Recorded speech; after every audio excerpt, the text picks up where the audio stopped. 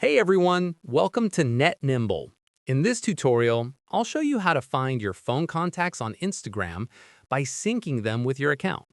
Let's get started. First, tap on your profile icon at the bottom right corner of the Instagram app. Now, tap the three horizontal lines at the top right to open the menu. Select Account Center from the menu.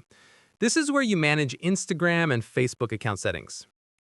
Tap on Your Information and Permissions inside Account Settings, then select Upload Contacts. Choose your Instagram account from the list. Now, toggle on the Upload Contact switch to enable contact syncing. If you see an error saying couldn't load users or no access to contacts, don't worry. This just means Instagram needs permission to access your phone contacts. Now go back to the profile icon again, tap on Following to view the accounts you follow.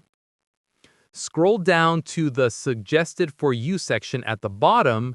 Here, you'll now see your synced phone contacts who are on Instagram. Instagram will show you which of your contacts have Instagram accounts, making it easy to find and follow friends. And that's it. That's how you find and sync your contacts on Instagram. If this tutorial helped, like and subscribe to Net Nimble for more Instagram tips and contact sync tutorials. Thanks for watching.